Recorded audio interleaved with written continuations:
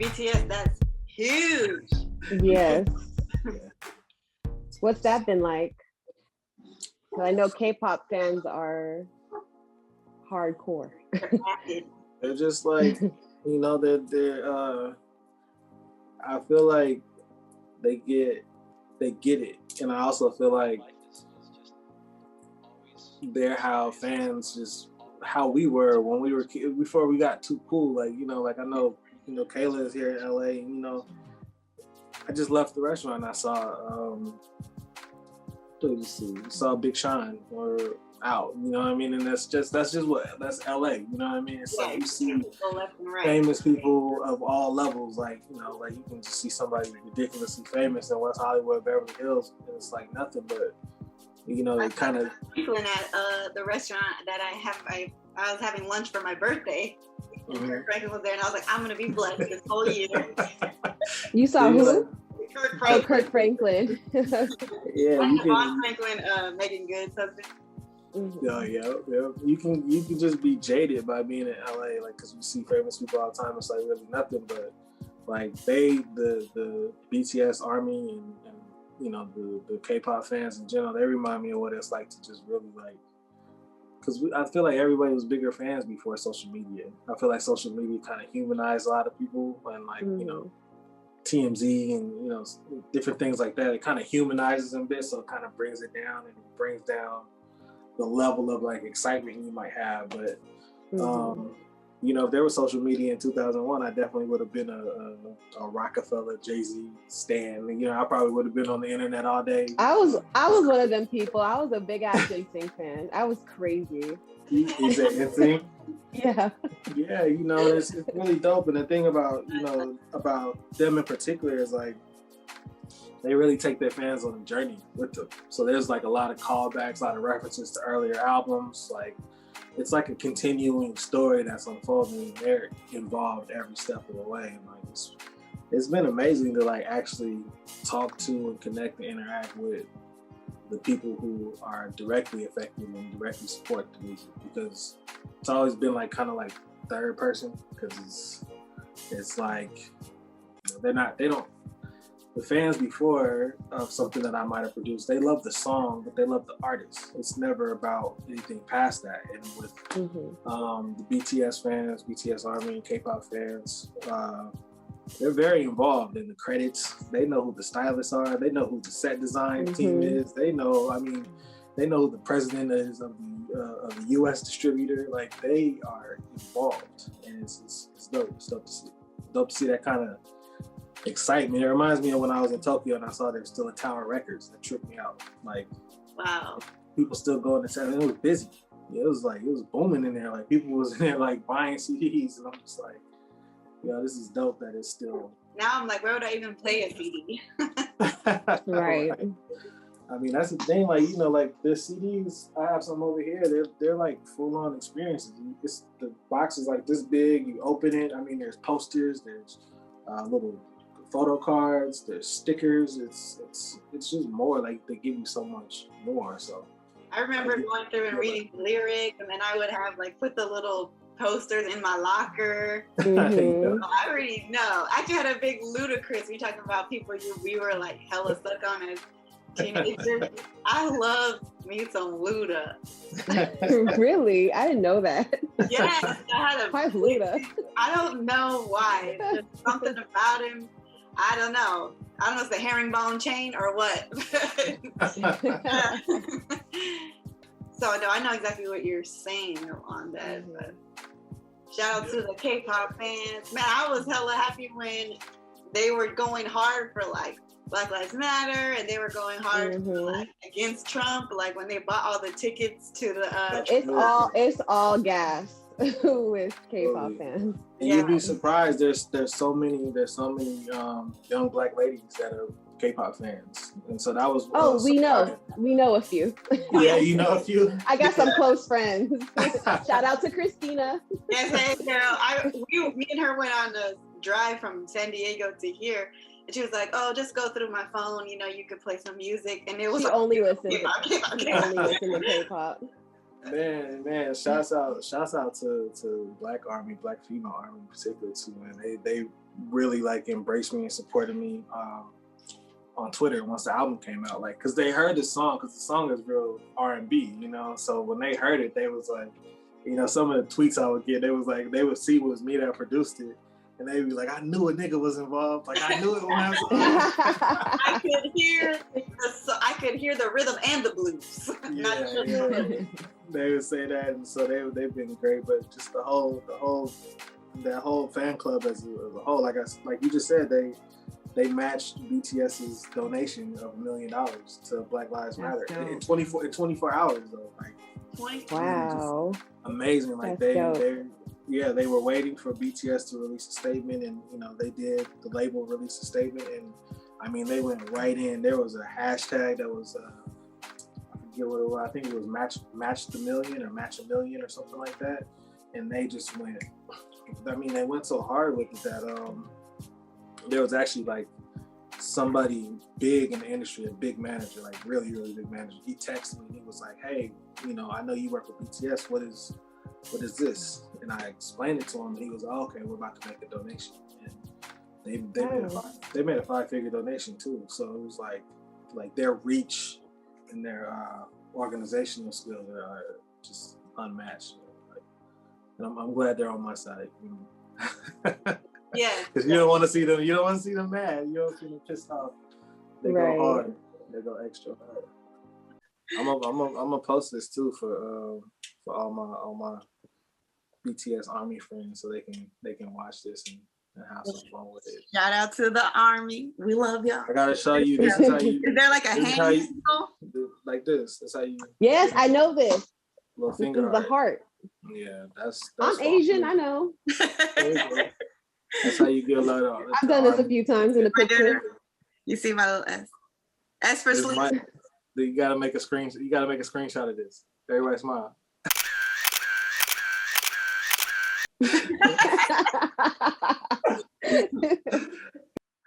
Along those lines, like, because those fans, they, you know, I'm sure that it's boosted your social media following and those things. Has that made other artists that may not have reached out to you before, now you're getting like calls from them now? Or how is working with like K-pop influence the rest of your? And before you answer that, actually I have another question.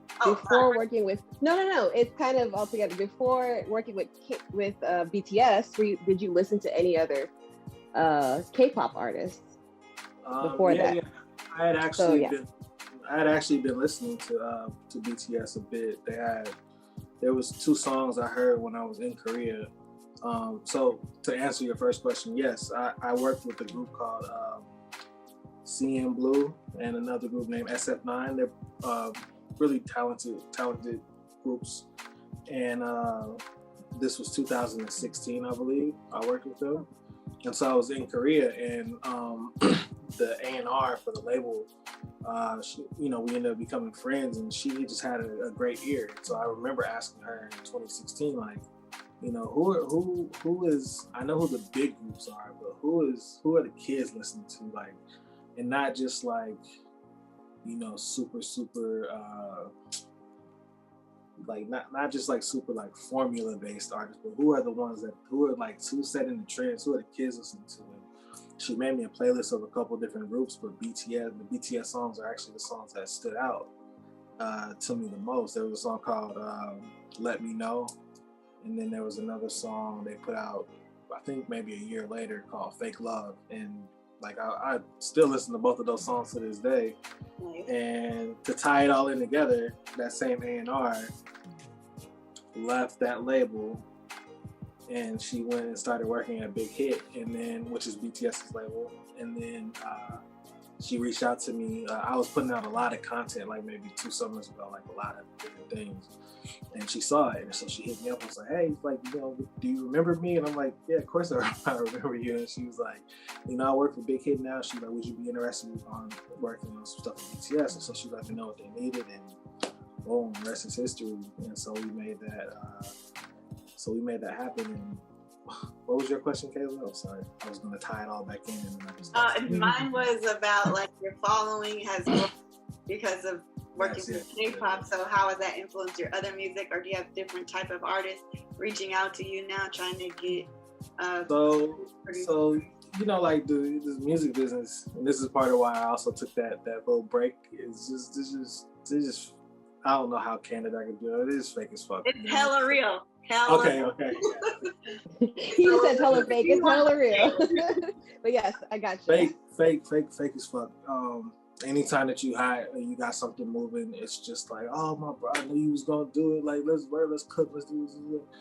And then but there is there's both. So what I'm trying to say is like I've been doing this long enough to where I can see the difference between the two. So there's been like a lot of genuine outreach from people who never had heard of me before and never knew me that want me to work on different projects. I made a list on Genius on genius.com. It was something they did for Black History. It was the top 10 producers and songwriters that are shaping the Korean music industry. And they put me on the list and did like a little small write-up, and I had no idea they were doing it, so I walked up to it. Yeah, so that was like super dope. And then like over the next 2 days, I had 2 different labels from different parts of Asia reach out to me. A label from Malaysia reached out to me, and but yeah, definitely like the following has increased. But I think more importantly,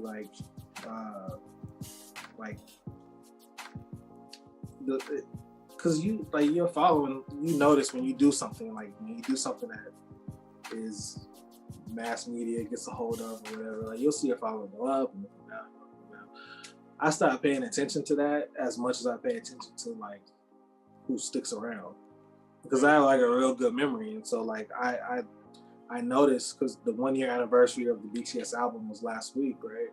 Mm-hmm. And so I did like a Clubhouse panel where I talked to the fans for like almost 3 hours.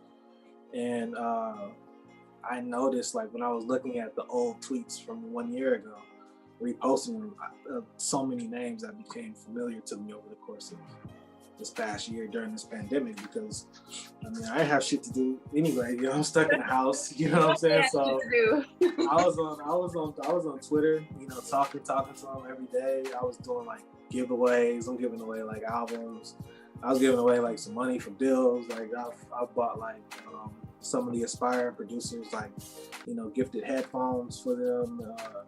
Just because the support is so genuine. It's not like I said, I know the difference, and I seen the people who came early and talked, but then I seen the people that really like supported, and then when I saw what they did surrounding the George Floyd situation, mm-hmm. George Floyd murder, and the donations that they made, and just how passionate they were about that, I was like, yeah, they're the real deal. So they definitely made me just want to interact. So yeah, it's definitely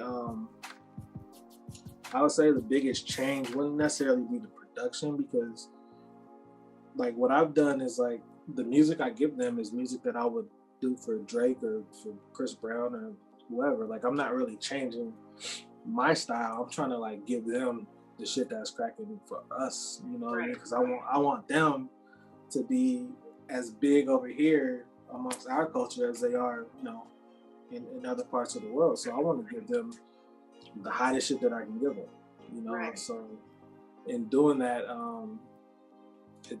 it's been fun, to see, because there's certain things that you can't fake. Like you can tell, like when you listen to the song, you can tell that JK, he listens to Black music, and loves Black music, and loves Black culture. Like you can't fake those runs and like and putting like those kind of vocals on the track. And so it's been dope, because you can hear the ear. You can hear I've listened. Yeah, and you don't always, me being Black too, you don't always want to just give the sauce to people that don't respect the culture. Mm-hmm. I don't want to just give that to somebody and then you see some clips come out of them, being disrespectful towards Black people or doing anything like that. So it's good to see like how much they genuinely support us and our culture, and I feel the same way about them and their culture. That's why I'm so vocal about all the stuff going on with Asian Americans here now being assaulted and stuff like that. So it's a very mutual respect between you know, between them and me. So.